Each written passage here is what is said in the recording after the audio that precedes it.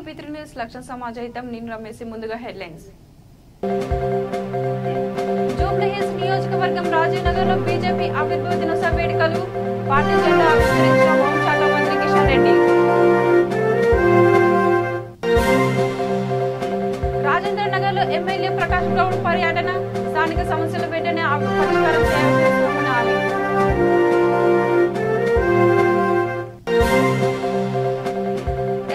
Zonal municipal commissioner కార్యాలయం వద్ద కార్మికుల ధర్నా పెండింగ్ లో ఉన్న జీతాలు ఇవ్వాలని సిఐటియు ఆందోళన శంషాబాద్ ఎయిర్పోర్ట్ లో జవాన్ మురళీకృష్ణ పార్థివ దేహం ఘన నివాళులర్పించిన తెలంగాణ పోలీసులు.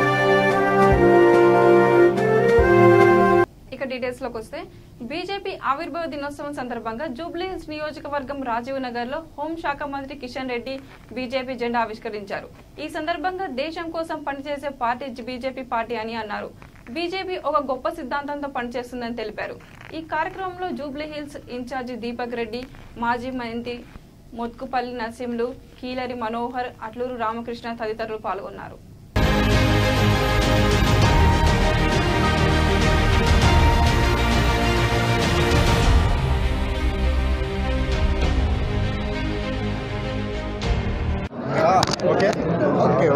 నలభై రెండవ స్థాపన దినోత్సవాన్ని దేశవ్యాప్తంగా పార్టీ పోలింగ్ బూత్ నుంచి ప్రతి గ్రామం నుంచి కూడా నిర్వహించుకుంటున్నాము.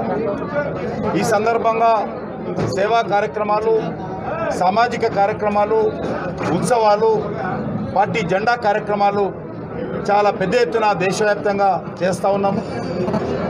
దేశంలో ఈరోజు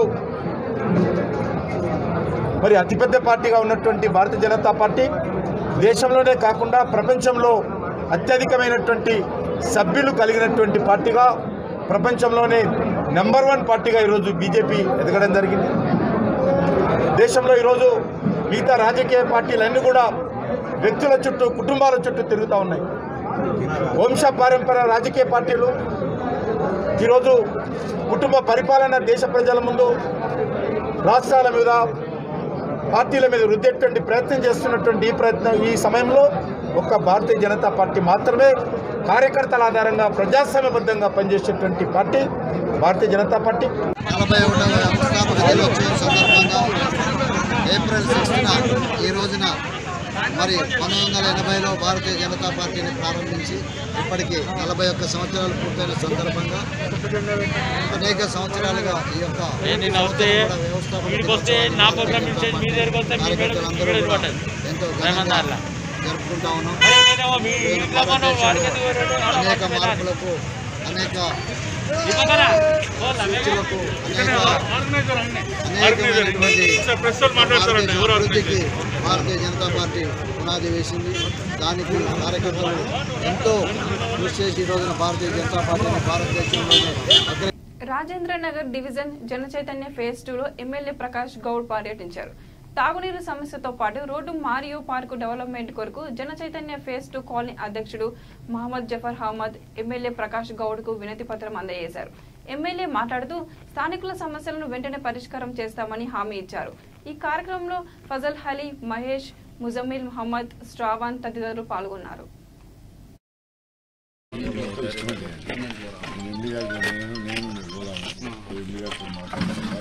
పుస్తకాలు మనకు బడ్జెట్ అవుతుంది 50 లక్షల 50 కోట్ల రూపాయలు అయితే 50 లక్షలు. ఎందుకంటే ఎక్కువ కూడా తీసుకోకుండా మీకు నీళ్ళు మెయిన్ లైన్ కూడా తీసుకొని కొంచెం చిన్న నేను అనుకో కొంచెం దూరం ఉండి కూడా వాళ్ళతో అడ్జస్ట్ చేసుకొని ఎంత మనం దాని కాంప్రమైజ్ మనం అవ్వచ్చు.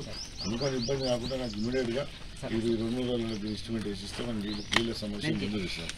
నీళ్ళ సమస్య ఎంత జల్దీ ఇస్తే అంత జల్దీ వాళ్ళు బాగుంటారు. మీరు బాగా గుర్తుంచుకోవాలి. ఎమ్మెల్యే సార్ మీ దగ్గరికి వచ్చినట్టు నీళ్ళు తాగుతారని నమ్ముకుంటాం. మాకు నమ్మకం ఉంటుంది, మా గవర్నమెంట్ మీద నమ్మకం ఉంది, మీకు కూడా మన గవర్నమెంట్ మీద నమ్మకం ఉంది.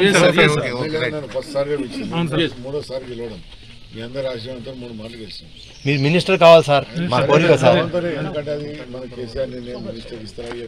పబ్లిక్ సేవ చేస్తున్నాం, ఎప్పుడైనా మినిస్టర్ ఉన్నట్టే ఉంటుంది. ఇప్పుడు వస్తే మినిస్టర్ లాగా లేదా సార్? అది కాదు sir, you are pride for our area icon sir. మీరు నేను ఒకటే సార్ మిమ్మల్ని కోరేది, మీరు 5 ఏళ్ళు మాతో ఏం పని చేయించుకుంటారో చేయించుకోండి. రంగారెడ్డి జిల్లా శంషాబాద్ అంతర్జాతీయ విమానాశ్రయంకు చేరుకున్న బీజాపూర్ జతేష్గఢ్ నక్సలైట్లతో జరిగిన పోరాటంలో వీరమరణం పొందిన గుంటూరు జిల్లా వాసి మురళీకృష్ణ పార్థివ దేహం ఛత్తీస్గఢ్ నుండి శంషాబాద్ ఎయిర్పోర్టుకు చేరుకుంది. శంషాబాద్ ఎయిర్పోర్టుకు చేరుకున్న మురళీకృష్ణ పార్థివ దేహానికి సైదరాబాద్ సిపి సజ్జనర్ సిఆర్పి జవాన్లు ఘన నివాళులు అర్పించారు. అనంతరం భారీ బందోబస్తు మధ్య మురళీకృష్ణ పార్థివ దేహాన్ని ఆంధ్రప్రదేశ్కు తరలించారు.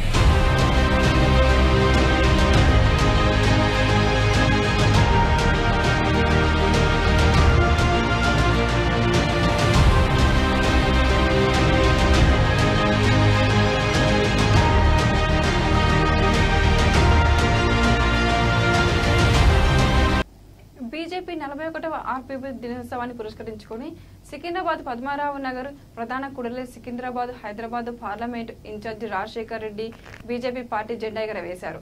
ఈ సందర్భంగా ఆయన మాట్లాడుతూ భారత ప్రధానమంత్రి నరేంద్ర మోడీ తీసుకునే ప్రతి నిర్ణయం ఆలోచన ప్రభుత్వ పథకాలు ప్రపంచ దేశాల్లో భారతదేశాన్ని మొట్టమొదటి స్థానంలో నిలిచే విధంగా ఉంటుందని అన్నారు.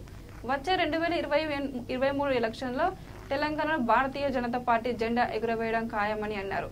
ఈ కార్యక్రమంలో డివిజన్ అధ్యక్షుడు ఉమేష్ పాండుచారి, వై సురేష్, శివరామకృష్ణ, డి లక్ష్మీ సుంకాపాక, రాజు, కృష్ణ తదితరులు పాల్గొన్నారు. ఏప్రిల్ 6వ తేదీ రోజు ఆవిర్భవించడం జరిగింది.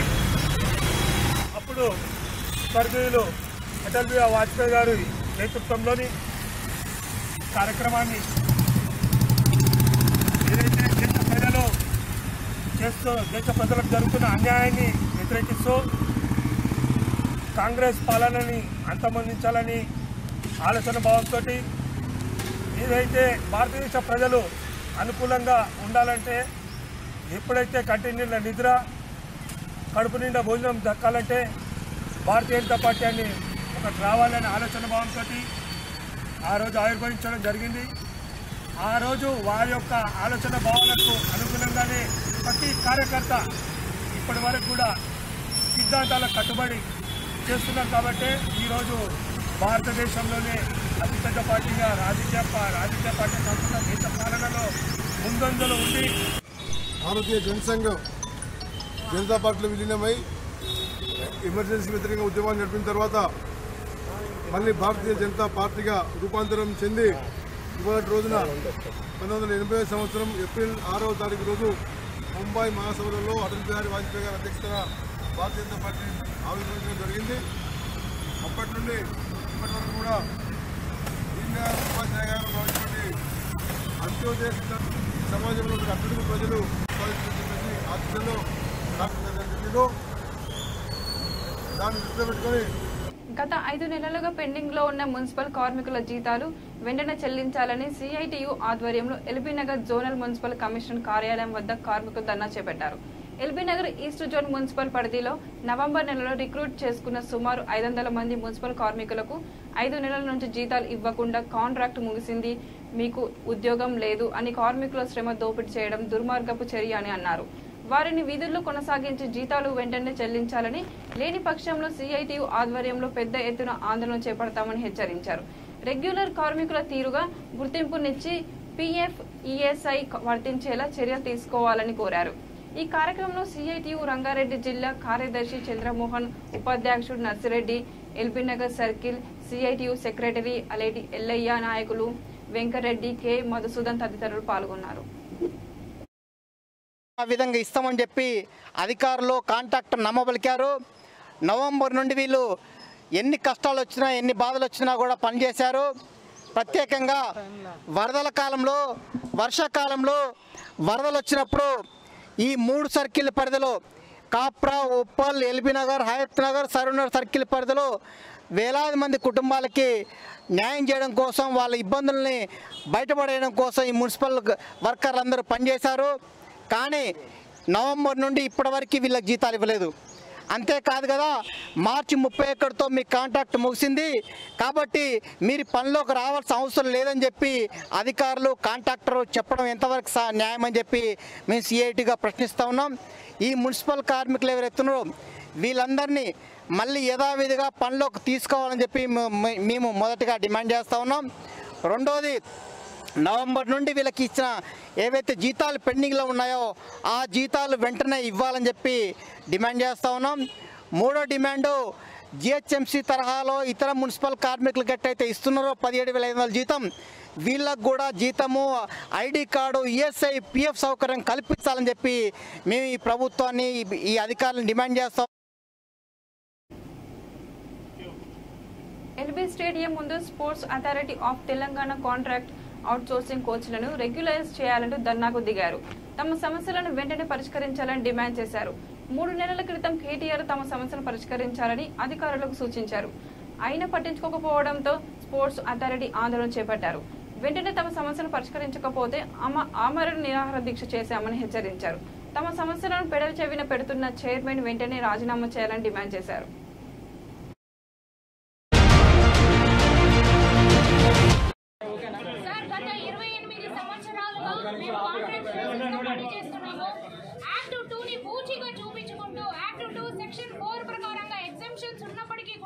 మమ్మల్ని ఎవరిని రెగ్యులరైజ్ చేయకుండా మా జీవితాలను నాశనం పట్టిస్తున్నారు. అప్పుడంటే ఎవరో చేశారన్నారు, ఇప్పుడు బంగారు తెలంగాణ వచ్చినాక కూడా మాకు ఎటువంటి న్యాయం జరగట్లేదు.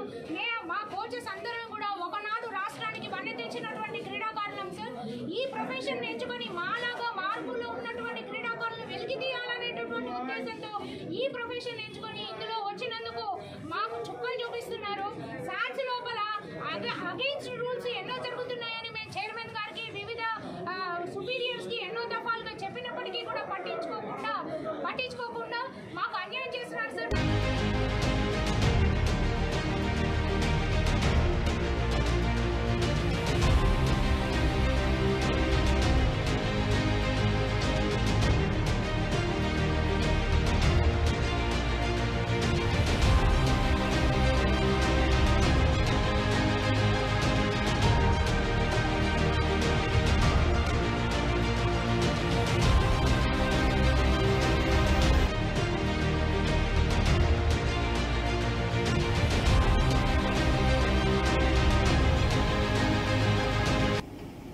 నల్గొండ జిల్లా త్రిపురారం మండల కేంద్రంలోని బీజేపీ పార్టీ కార్యాలయంలో doctor B Bhaskar Naik BJP గిరిజన మోర్చా జిల్లా అధ్యక్షుడు భద్రాద్రి కొత్తగూడెం జిల్లా వారి ఆధ్వర్యంలో ప్రెస్ మీట్ నిర్వహించారు.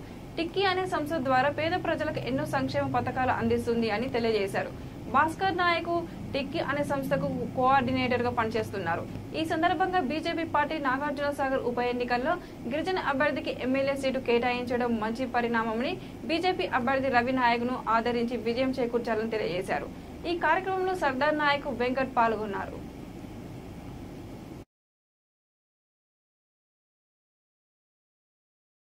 కొత్తగూడెం జిల్లా భారతీయ జనతా పార్టీ గిరిజన మోర్చా జిల్లా అధ్యక్షుడిని నేను. ఈ నియోజకవర్గానికి ఈరోజు కొత్త అయినా సరే ఈ తెలంగాణలో టిక్కీ అనే సంస్థ tribal Indian chambers of commerce and industries ద్వారా గిరిజన సోదరులకు, పేద ప్రజలకు ఎన్నో సంక్షేమ పథకాలు చేసుకుంటూ టిక్కీ సంస్థకి కోఆర్డినేటర్గా పనిచేస్తున్నాను నేను. ఈరోజు తెలంగాణ జిల్లాల్లో ఒక ఉప ఎన్నిక, నాగార్జున సాగర్ ఉప ఎన్నిక జరుగుతున్న సందర్భంగా మీ వద్దకు వచ్చిన విషయం ఏమిటంటే, ఈ నాగార్జున సాగర్ నియోజకవర్గంలో ఈ రోజు వరకు గిరిజన సోదరులను గుర్తించిన సంఘటన ఎక్కడ లేదు. కానీ ఈరోజు ఒక వినూత్నంగా ఒక విశ్వాసంతోనే భారతీయ జనతా పార్టీ ఒక గిరిజన సోదరుడికి టికెట్ కేటాయించింది ఎమ్మెల్యేగా. దాని ప్రతిఫలంగా గిరిజన సోదరులందరికీ నేను ఒక వినతి చేయడానికి వచ్చాను, ఒక ప్రార్థన చేయడానికి వచ్చాను. ఆదిలాబాద్ జిల్లా కేంద్రంలో స్థానిక ఎస్సీసీ కార్పొరేషన్లో ఘనంగా మాజీ ఉప ప్రధాన బాబు జగ్జీవన్ రావు జయంతి వేడుకలు జరిగాయి. ముఖ్య అతిథులుగా హాజరైన జిల్లా కలెక్టర్, ఆదిలాబాద్ ఎమ్మెల్యే జోగు రామన్న జగ్జీవన్ రామ్ చిత్రపటానికి పూలమాలలు వేసి నివాళులర్పించారు. ఈ సందర్భంగా వారు సేవలను ఎమ్మెల్యే కొనియాడారు. ఈ కార్యక్రమంలో ZP CEO Kishan, Adilabad market committee chairman Mottu Prahlad, Bandari Devanna, దళిత సంఘాల నాయకులు, మల్యాల స్వామి తదితరులు పాల్గొన్నారు.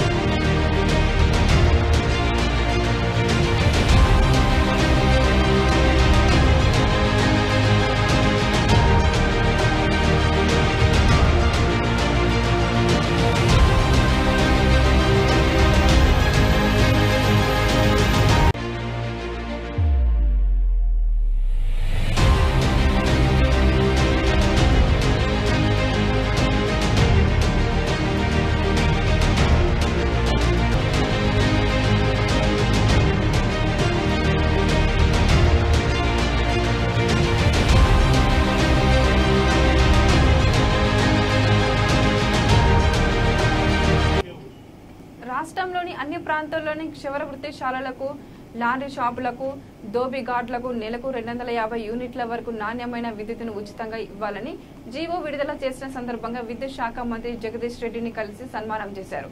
అనంతరం ధన్యవాదాలు తెలిపారు. ఈ కార్యక్రమంలో నాయు బ్రాహ్మణ, రజక సోదరులు తదితరులు పాల్గొన్నారు.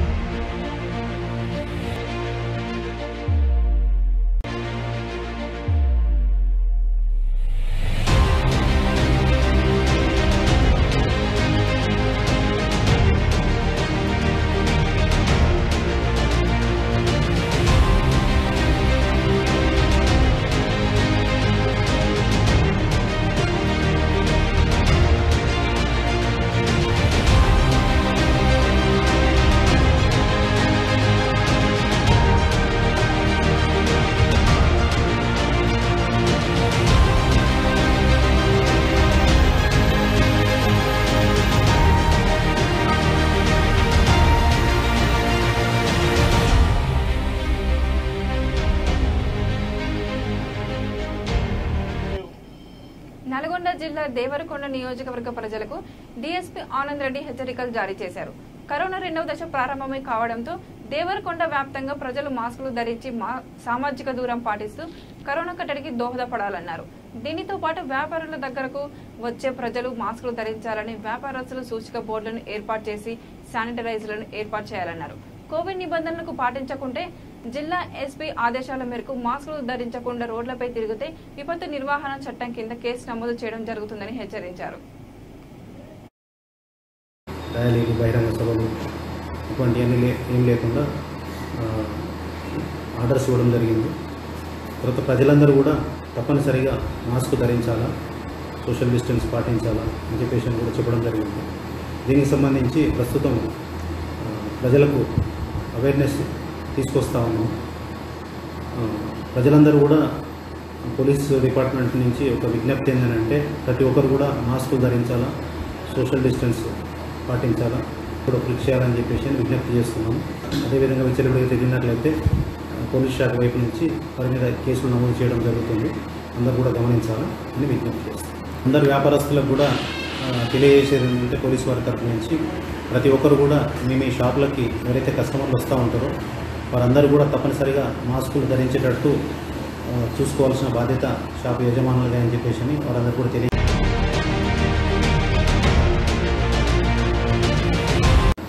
కరోనా సెకండ్ వేవ్ ఉధృతంగా ఉన్నందున కేంద్ర ప్రభుత్వం మరియు రాష్ట్ర ప్రభుత్వం కూడా ఈ కరోనా కట్టడి గురించి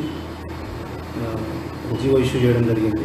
ఏప్రిల్ 30వ తారీఖు వరకు ఎక్కడ కూడా మతపరమైన పెద్ద పెద్ద కార్యక్రమాలు, ర్యాలీలు, బహిరంగ సభలు ఇటువంటివన్నీ ఏం లేకుండా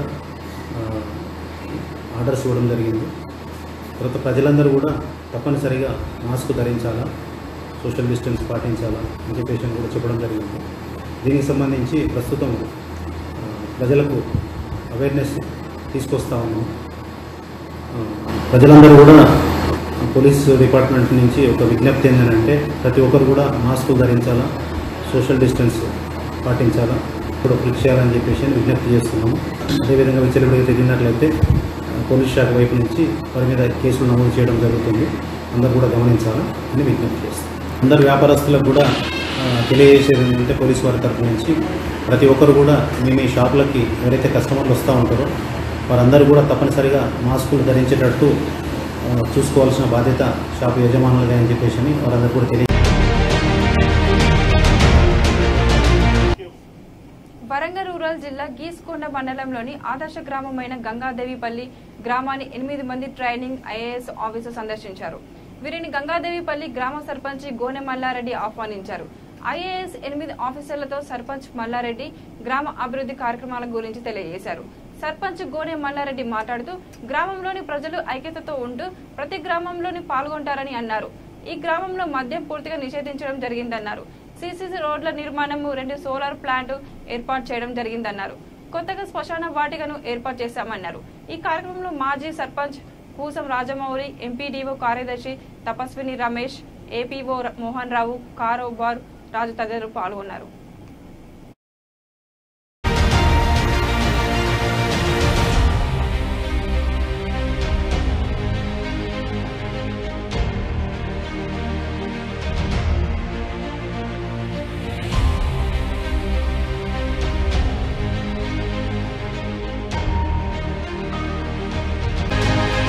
ఈ యొక్క గ్రామం ఏ విధంగా అభివృద్ధి జరిగింది, అసలు ఈ అభివృద్ధి జరగడానికి కారణం ఏంది, మరి జాతీయ స్థాయిలో మీ విలేజ్కి ఒక ఆదర్శ గ్రామంగా ఎంపిక జరిగింది, వివిధ అవార్డ్స్ కూడా తీసుకోవడం జరిగింది. అసలు ఏ పద్ధతిలో జరిగిందనే దాని మీద పరిశీలించడానికి ఈరోజు మా గ్రామానికి 8 మంది ట్రైనీ ఐఏఎస్ అధికారులు రావడం జరిగింది. ఈ యొక్క క్రమంలో ఈ గ్రామం యొక్క అభివృద్ధి తీరుతెన్నులు చూసి గ్రామాన్ని చాలా అభినందించారు. ఎందుకంటే జాతీయ స్థాయిలో ఉన్న గ్రామాన్ని అంతర్జాతీయ స్థాయిలో తీసుకెళ్ళడానికి కూడా మా యొక్క కృషి, మా యొక్క పట్టుదల ఉంటుంది. మాది కూడా మీతో పాటు మేము కూడా పాత్ర వహిస్తామని చెప్పి మా ముందు వాళ్ళు చెప్పడం కూడా జరిగింది. ఎందుకంటే మా గ్రామం ఆదర్శ గ్రామానికి కావడం కారణం ఏంటంటే మెయిన్ మా గ్రామ ప్రజల యొక్క ఐక్యత.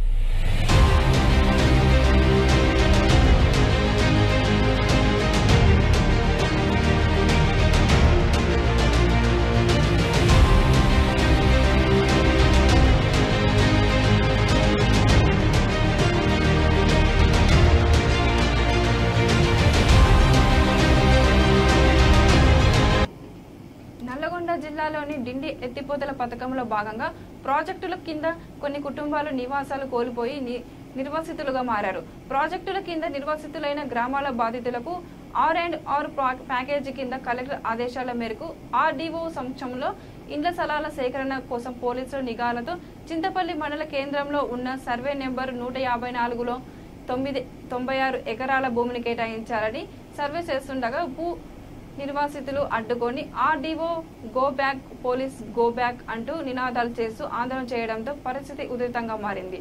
పోలీసులకు రైతులకు మధ్య తోపులాట జరగడంతో ఆ ప్రాంతం అంతా రణంగా మారింది. ఈ సందర్భంగా భూ నిర్వాసితులు మాట్లాడుతూ 60 సంవత్సరాలు మేము భూముల్లో సేద్యం చేసుకొని జీవనం సాగిస్తున్నామని ఇప్పుడు ఉన్నట్లుండి మా భూములను ప్రభుత్వ అవసరాల నిమిత్తం మా నుండి లాక్కున్న చర్యలు చేపట్టడం సరికాదని అన్నదాతలు ఆవేదన వ్యక్తం చేస్తున్నారు. మా భూములను ప్రభుత్వం లాక్కునే ప్రయత్నం చేస్తుండటంతో బాధిత రైతులు ఆందోళన వ్యక్తం చేస్తున్నారు. తమ జీవనాధారాలమైన భూములను లాక్కుంటే తమ బ్రతుకులు ఏం కావాలంటూ సర్వేకు వచ్చిన రెవెన్యూ అధికారులను ఆర్డీఓను అడ్డుకొని వారి కాళ్ల వేళలో పడి భూములు సర్వే చేయొద్దని వేడుకున్నారు. దీంతో అన్నదాతలకు ఆర్డీఓ మీ డిమాండ్స్లను లిఖితపూర్వకంగా మాకు ఇస్తే కలెక్టర్ దృష్టికి తీసుకువెళ్లి న్యాయం చేస్తామని హామీ ఇచ్చిన తమ ప్రాణాలను వదులుకుంటాము కానీ భూమి వదిలే ప్రసక్తే లేదంటూ రైతన్నలు తెగేసి చెప్పారు.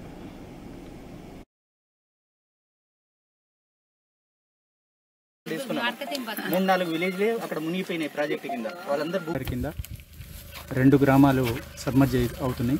ఒకటి పూతలరామ్ తాండా, అదేవిధంగా లింగన్బావి కూడా. వారికి పునరావాసం ఏర్పాటు చేయడానికి సుమారుగా 110 ప్లాట్లు ఏర్పాటు చేయాల్సి ఉంది. మరి అందులో భాగంగా చింతపల్లిలో ఉన్నటువంటి 154 సర్వే నెంబర్లో మరి దీంట్లో 97 ఎకరాల భూమి ఉంది. కాబట్టి ఈరోజు ప్రస్తుతానికి 110 ప్లాట్లు ఏర్పాటు చేయడానికి 9 ఎకరాలకు సంబంధించినటువంటి నోటిఫికేషన్ వేసి అక్వైర్ చేయాలి. కాబట్టి ఈరోజు ఇక్కడ సర్వే చేయడానికి రావడం జరిగింది. మరియు రైతులు కూడా అందరూ సహకరించి మరి వారికి కూడా పట్టా భూములతో పాటు ఎంతైతే మనం కాంపెన్సేషన్ ఇస్తున్నామో అదే కాంపెన్సేషన్ వీళ్ళకి కూడా ఇవ్వడం జరుగుతుంది. ఇవ్వడానికి ఉంటుంది తర్వాత వాళ్ళ కాంపెన్సేషన్ ఇవ్వడానికి.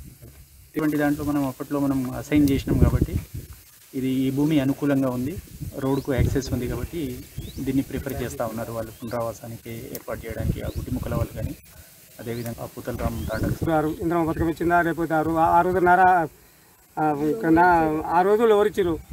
ఇవాళ ఈ రోజులో వచ్చి అంత పెద్ద పెద్ద ఎకరం 2 ఎకరాలు ఉన్న భూములు గుంజుకొని మీరు ఎవరికో ఏ ఊళ్ళో నదులు కట్టి సిర్లు కట్టి ఇదాన్ని కట్టి మా పూట కొట్టి మా పూలు గుంజి మీరు తీసుకుంటే మేము అందరం మంది చేసుకొని చచ్చిపోతాం. ఇది న్యాయం అయితే ఆ గవర్నమెంట్ ఏం చేస్తారో తెలియదు, మా ముఖ్యమంత్రి ఏం చేస్తారో, ఎంపీల ఊరు ఏం చేస్తారో తెలియదు. కావాలి భూములు తప్పించి ఏమవుతుంది, మాకున్నది లేదు కదా. మాకు ఇంకేమైనా ఎకరాలు ఉంటే పోనీ అనుకుంటాం, మాకు ఇంకేమైనా ఉంటేనన్నా సరే పోనీలే వాళ్ళు అనుకుందాం. ఉన్న అర్ధ ఎకరం గుంట 2 ఎకరాలు ఒక్కొక్కరు 4 పిల్లలు ఉన్నాడు, వాళ్ళు ఏం చేసి బతకాలి, ఎక్కడ పోవాలి. బులెటిన్ ముగించే ముందు మరోసారి హెడ్లైన్స్. జూబ్లీ హిల్స్ నియోజకవర్గం రాజీవ్ నగర్ లో బీజేపీ ఆవిర్భావ దినోత్సవ వేడుకలు, పార్టీ జెండా ఆవిష్కరించిన హోంశాఖ మంత్రి కిషన్ రెడ్డి. రాజేంద్ర నగర్ లో ఎమ్మెల్యే ప్రకాష్ గౌడ్ పర్యటన, స్థానిక సమస్యలను వెంటనే పరిష్కారం చేస్తామని హామీ.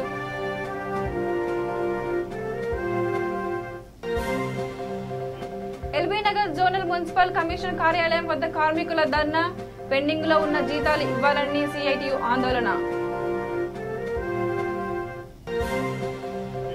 శంషాబాద్ ఎయిర్పోర్ట్ లో జవాన్ మురళీకృష్ణ పార్థివ దేహం ఘన నివాళులు అర్పించిన తెలంగాణ పోలీసులు.